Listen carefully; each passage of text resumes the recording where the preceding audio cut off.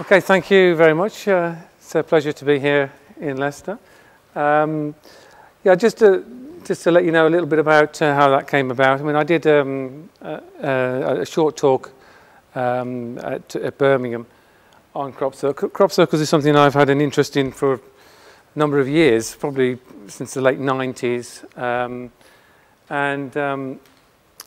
My view on crop circles changed quite a bit over the years while I've been looking at it from different angles. So really the talk that I did in Birmingham was an accumulation of a lot of those years of research and looking into it and experiencing them for myself. And I was particularly keen to talk at Birmingham because my view in the last year or 18 months has changed quite considerably. And I think where I'm at now with it is at a really important stage. And I think I've come to discover a lot of really important things about the whole topic of crop circles that wasn't apparent previously. So what I'm going to do tonight is just share some of those experiences with you. So really this is just a little bit about myself and where I am on this journey. So really I would call myself a truth seeker, and I think anyone who calls himself a truth seeker has to be prepared to change their mind and go where the evidence takes them. And this is where I've been with crop circles, because I've looked at it from different angles over the years and come to different conclusions. And I'm really just following that line of truth. And sometimes we have to really take a very different look at things. When I became convinced about 18 months, 2 years ago, that all the crop circles were man-made, which basically then made me lose my interest in the subject for a little while. Then this year started, and it was a really slow year to get started. There wasn't very many good crop circles coming. I mean, I just used to like it for the images anyway, so I'd look at them for that, but it wasn't happening on that front either. So I started to look at other aspects of this phenomenon. It just keeps, for some reason, this subject just keeps drawing me back in, even when it seemingly has no real interest. I keep getting drawn back in. And I started to look at the other side. I thought, well, if they are being man-made, you know, why are these guys doing it? What's going on? What's going on in their mind? And what's going on with the research and how that's reported and so on? And I started to look at that and found a whole new world, basically, in terms of the research. A totally different perspective on the subject than I'd looked at before.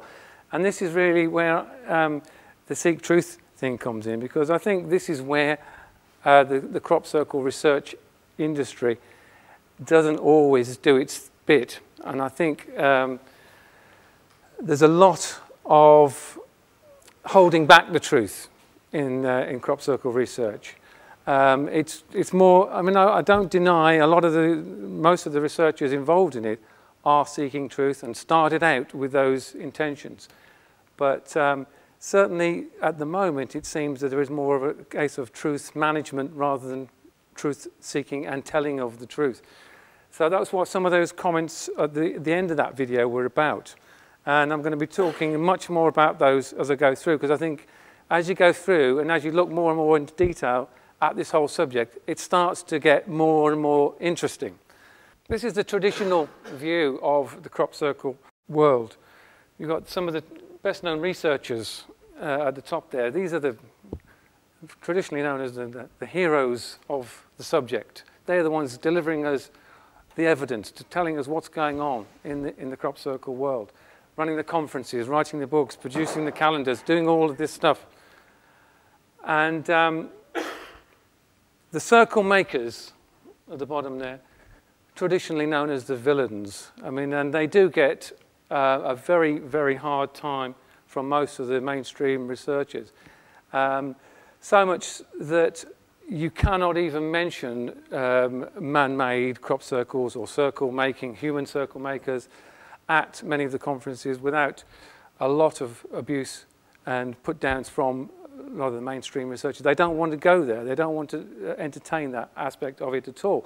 And certainly I was one of those a few years ago.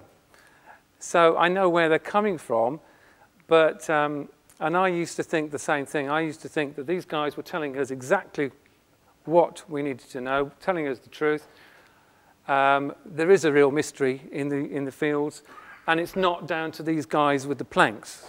And they were just there muddying the waters and making it, you know, complicated for everybody to work out what's going on. But as I've gone through, you know, that view's changed a little bit. So the question of who done it, this is what it's become. Unfortunately, I think this is not where the main focus of the subject should be, but that's what it's become. It's become a whodunit, you know, and everyone is just interested in who's done this and why. Okay, and I think we do get a little bit sidetracked with this, but I'm going to cover it anyway, because that's what most people seem to be interested in. Matthew Williams is quite a well-known crop circle maker. He was the first person, well, the only person ever to be convicted of making a crop circle. Okay, he's notorious for that. But he's now become quite a spokesman on the subject of man-made crop circles, and you'll see a bit more of him as we go through. This is his arch rival, Michael Glickman. He's a very well-known researcher. He goes completely opposite way and says that all crop circles are made by aliens, or certainly most of them. I think you know, he admits that some of them are man-made, but he's on the whole, he goes down the route that it must be aliens because we can't explain it any other way. And he gives some very good arguments in that front. So, you know, if that's an area you're interested in, if you think that's what it is, he's someone you might want to listen to, because he has got a lot of knowledge on the subject, and he does believe in that area. But you know, I don't always know if that's really what these people believe or if that's just what they're saying. And that's what we're going to look at in a while. Colin Andrews, he says that 80% of the crop circles are man-made and 20% are of unknown origin. Now, Colin is someone who I really do admire in the crop circle field. He's been there right from the beginning. And I would say he's truly an open-minded truth seeker who does go with the evidence, and he has been prepared on many occasions to reevaluate his own theories and change his mind. And I think any true truth seeker should be prepared to do that, and always be prepared to admit that you were wrong on occasions. But he came up with that figure, 80% of man-made are man-made, 20% unknown, through a lot of years of research by analysing the detail of many of the crop circles, the recurring patterns that he could see. All right, so I think he's certainly a guy that you should listen to in terms of his views on the subject. And I think he talks a lot of sense. So here's some of the leading suspects of who is behind this mystery. The ET, the aliens, yeah. They are certainly number one on a lot of people's list, and judging from the comments I get on my YouTube channel from people, I only have to mention that aliens are not involved in this, or I say that people have made, this crop circle is man-made, and I get all kinds of abuse from people that are telling me it's aliens. How can you possibly not say it's aliens? And we'll look at the evidence for that in a minute, okay? But, all right, but I certainly used to believe that. Number two, probably on many people's list, is humans, man-made crop circles. And that's known to have been going on for some time, and we'll look at the evidence for that as well. And again, there's some very interesting evidence I'll show you in a short while. This is an interesting theory. Military technology. You may have heard something about that. And it's certainly, again, not a theory that I would rule out completely. Although it's very difficult to get any real evidence on this for obvious reasons. But It has been, this by the way, sorry, I'm pointing at the wrong one. This is a real photograph. This was actually still from a video that somebody took over Wiltshire of a beam of light that was seen moving around the countryside. And it's never been satisfactorily explained. It wasn't directly related to crop circles.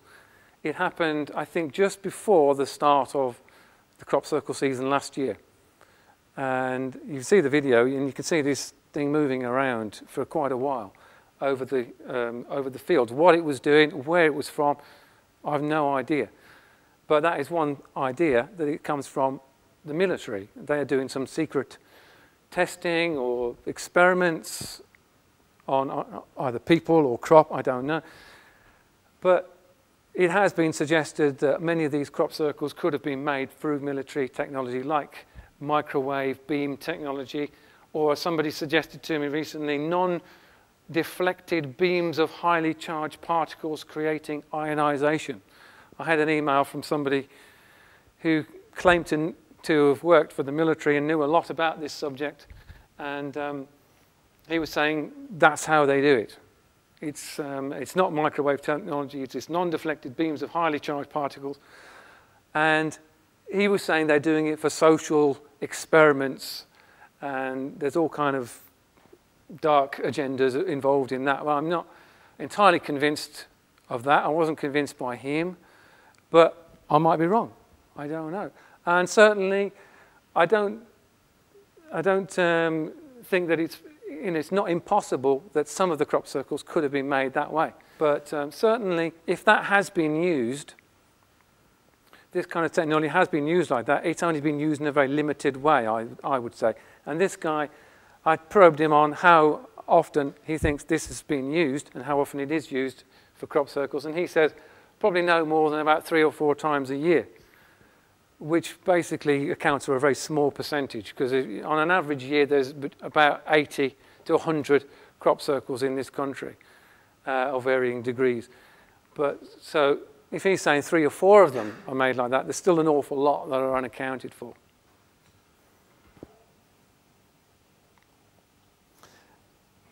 Now this is just bracketing the other aspects of it, other natural or supernatural or unexplained phenomena. And there's aspects of this which I'll look at in more detail as we go on. And some people believe in this thing called Gaia, which is like Mother Earth. It's actually coming from the Earth itself. All right. So this is a belief that many people have, and it's something, again, I think in this area, I don't think has been explored properly, and it's an area that links in very much with what I'll talk about later.